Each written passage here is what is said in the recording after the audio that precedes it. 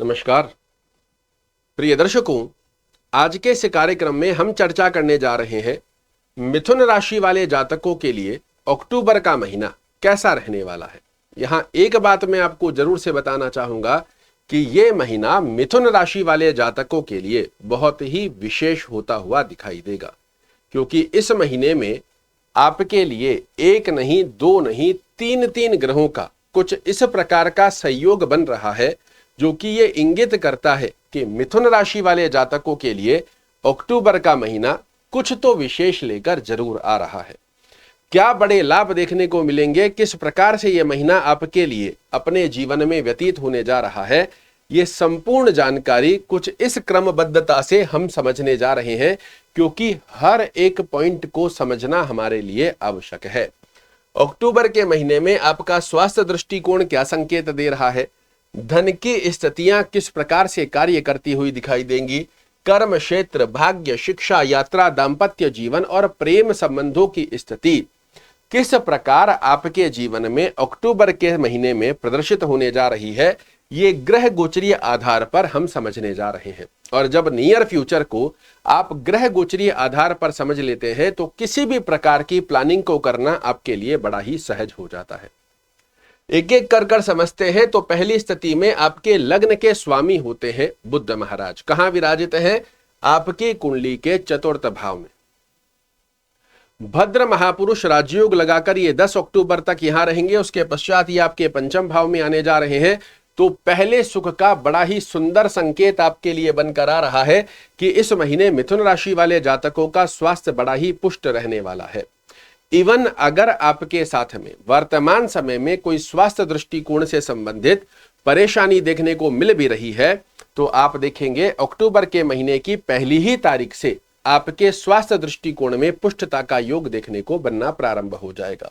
किंतु एक अवस्था का ध्यान जरूर से रखिएगा कि मंगल महाराज आपके लग्न में विराजित हैं। कब तक रहेंगे? 20 अक्टूबर तक। मंगल क्या है? अग्नि कारक तत्व के ग्रह हैं और आपके रोग भाव के स्वामी हैं। थोड़ा सा खान पीन का ध्यान रखना और थोड़ा सा अपने क्रोध पर संयम रखना इस महीने आपके लिए आवश्यक रहेगा, अन्यथा कहीं ना कहीं आपका चिड़चिड़ा स्वभाव आपके स्वास्थ्य को प्रभावित कर सकता है। वैसे अगर देखा जाएगा तो आपका स्वास्थ्य बड़ा ही पुष्ट इस महीने में रहने वाला है। हल्का फुल्का खाने पीने पे ध्यान और थोड़ा सा अपने क्रोध से जिन चीजों को इग्नोर किया जा सकता है उनको इग्नोर करने का प्रयास कीजिएगा। बड़ा ही सुंदर योग आपके लिए बुध महाराज निर्मित करते हुए दिखाई देंगे। बात करें यदि धन दृष्टिकोण की स्थिति क्या संकेत दे रही है तो आपका धन भाव का स्वामी होता है चंद्र महाराज। महीने की पहली तारीख पर ये पराक्रम भाव में बने हुए हैं, किंतु 2.25 दिन से 2.5 दिन की स्थिति के अंदर चेंज होते रहते हैं। लग्नेश की स्थिति आपके लिए बड़ी मजबूत बनी हुई है, पंचमेश की स्थिति आपके लिए बड़ी मजबूत बनी हुई है, भाग्येश की स्थिति आपके लिए बड़ी मजबूत बनी हुई है। और यह इंगित करती है कि अक्टूबर का महीना आपके लिए धन दृष्टिकोण की स्थिति में किसी भी प्रकार का लेन देन है, किसी से पैसा लेना है, देना है, रुका हुआ है, इंतजार कर रहे हैं कि ये पैसा आ जाएगा तो कार्य हो जाएगा, तो समझिए अक्टूबर के महीने में वो स्थिति आपके पक्ष में बनने जा रही है। धन दृष्टिकोण की स्थिति आपके लिए बड़े अच्छे लाभ देती हुई पाई जाएगी। बात करें यदि कर्म दृष्टिकोण की स्थिति क्या संकेत दे रही है तो यह आपका कर्म भाव है और कर्म भाव के स्वामी देवगुरु बृहस्पति द्वादश भाव में विराजित है। किंतु लग्नेश की स्थिति इस महीने 10 अक्टूबर तक आपके कर्म भाव पर दृष्टि दे रही है और उसके पश्चात में पंचम भाव में बैठकर आकस्मिक लाभ की गतिविधियों को आपके लिए बहुत अच्छा बनाकर देते हुए पाए जाएंगे। आपके कर्म भाव के स्वामी द्वादश भाव में बैठे हैं, ये उन लोगों के लिए बहुत अच्छा माना जाता है जो विदेश में कार्य कर रहे हैं, विदेशी कंपनीज में कार्य कर रहे हैं, एक्सपोर्ट इंपोर्ट में कार्य कर रहे हैं। किंतु जो लोग अपने नेटिव लैंड पर या अपने ही देश में कार्य कर रहे हैं उन स्थितियों के अंदर आपको अक्टूबर के महीने में भी अन्य लोगों की अपेक्षाकृत थोड़े से एक्स्ट्रा एफर्ट्स लगाने पड़ेंगे। किंतु इस बात की श्योरिटी मैं आपको दे सकता हूं, पिछले कई महीनों से जो आप एक्स्ट्रा एफर्ट्स लगाने के पश्चात भी रिजल्ट नहीं प्राप्त कर पा रहे हैं, इस महीने में आपके द्वारा लगाए गए एक्स्ट्रा एफर्ट्स निश्चित रूप से आपको कर्म क्षेत्र में अच्छे लाभ निकाल कर देते हुए पाए जाएंगे। बड़ी सुंदर अवस्था का योग है। एक ही बात आपको बताना चाहूंगा कि भूलिएगा मत, आपके कर्म भाव में राहु महाराज भी बैठे हैं। जब जब शॉर्टकट रास्ते की तरफ आप जाएंगे वहां पर निश्चित रूप से आपको बीट करता हुआ पाया जाएगा राहु, और जितना सीधी तरीके से अपने कर्म क्षेत्र में आगे बढ़ने का प्रयास करेंगे इस महीने आपको कर्म क्षेत्र में सफल होने से कोई नहीं रोक पाएगा। भाग्य दृष्टि पर यदि हम चर्चा करते हैं तो आपके भाग्य भाव के स्वामी होते हैं शनि महाराज, भाग्य भाव में ही बने हुए हैं, किंतु साथ साथ में इस समय में आपको एक घर पीछे अर्थात मकर राशि का भी फल दे रहे हैं, जो कि आपका अष्टम भाव होता है।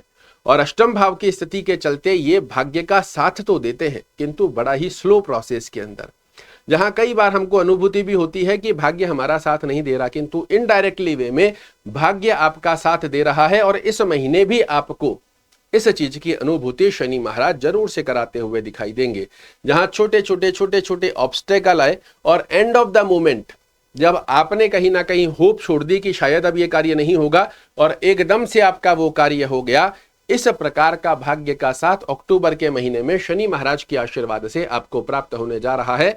बेहद सुंदर अवस्था का ये योग आपको देखने को मिलेगा। ऐसे में छोटी छोटी सी अगर रुकावट आ रही है, ऑब्स्टेकल आ रहा है, कार्य आपको लग रहा है कि नहीं होने ही वाला है, फिर उसमें कुछ रुकावट आ गई है, तो घबराना, टेंशन, ओवर थिंकिंग और डिप्रेशन की स्थिति का योग प्राप्त नहीं करना है, क्योंकि कार्य तो इस महीने में आपके होने ही है, इसमें किसी प्रकार का कोई संकोच नहीं है। बात करें यदि शिक्षा दृष्टिकोण की स्थिति क्या संकेत दे रही है, तो बेहद सुंदर अवस्था में शुक्र महाराज पंचम भाव के स्वामी होकर पंचम भाव में बने हुए हैं। कब तक रहेंगे, तो यहां पर शुक्र महाराज 13 अक्टूबर तक अपनी ही राशि में बने हुए हैं। उसके पश्चात ये आपके षष्टम भाव में चले जाएंगे। 13 अक्टूबर तक विद्यार्थियों के लिए समय बेहद सुंदर अवस्था को दर्शा कर देगा, जहां आपको कंपटीशन में बड़े अच्छे लाभ देखने को मिले।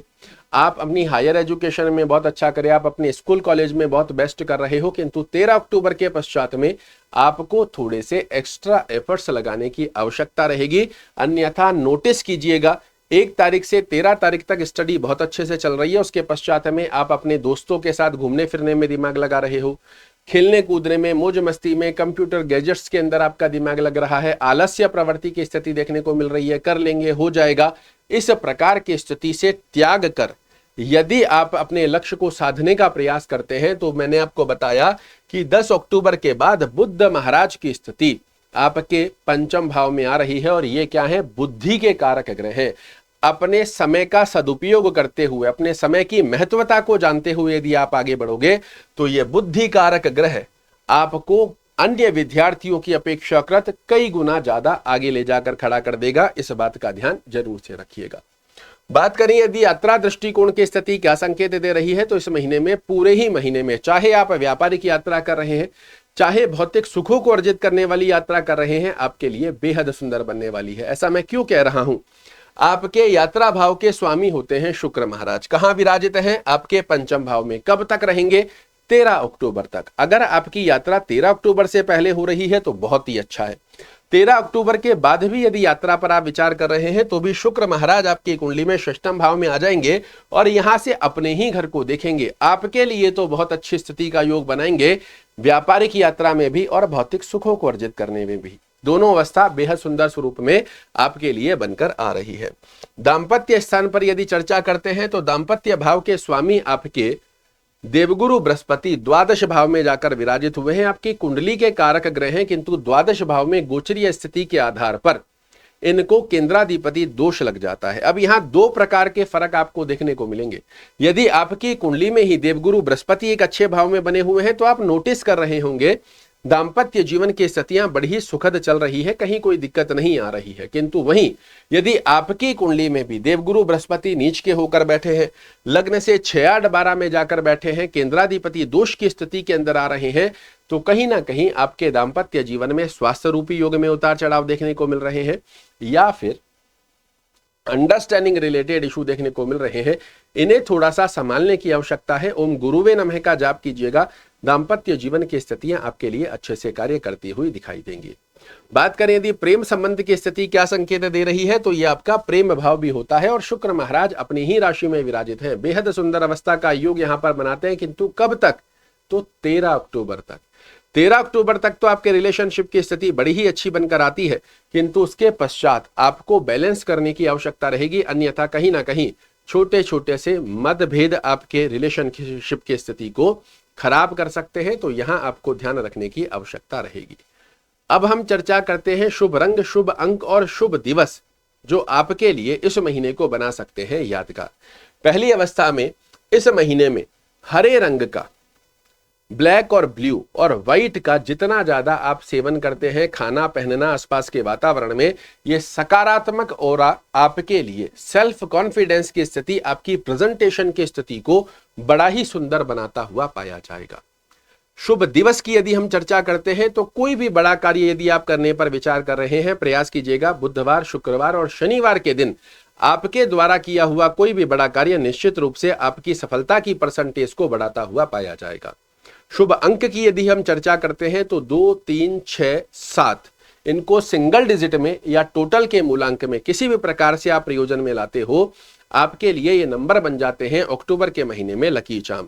ब्रह्म की के बारे में चर्चा करते हैं तो इस महीने बुद्ध महाराज के आशीर्वाद को प्राप्त कीजिए, ये आपको भौतिक सुखों से परिपूर्ण करेंगे। ये इस महीने में आपको कोई ऐसा आकस्मिक लाभ देते हैं कि आवश्यक स्थिति बना रहे हैं जो शायद आपने भी ना सोचा हो। ओम बुधाय नमः का जाप करना, गणपति अथर्वशीर्ष का पाठ करना या सुनना, दोनों में से जो संभवत स्थिति बनती है इसे फॉलो कीजिए। गणपति को प्रणाम कर कर दिन की शुरुआत कीजिए, गणपति को प्रणाम कर कर अपने कर्म को प्रारंभ कीजिए। निश्चित रूप से आपको इस महीने मिलेगी बहुत बड़ी सफलता। आशा करता हूं मेरे द्वारा दी गई यह जानकारी आपको पसंद आएगी। कल फिर से एक नई जानकारी लेकर आपके सामने उपस्थित होऊंगा। तब तक के लिए नमस्कार।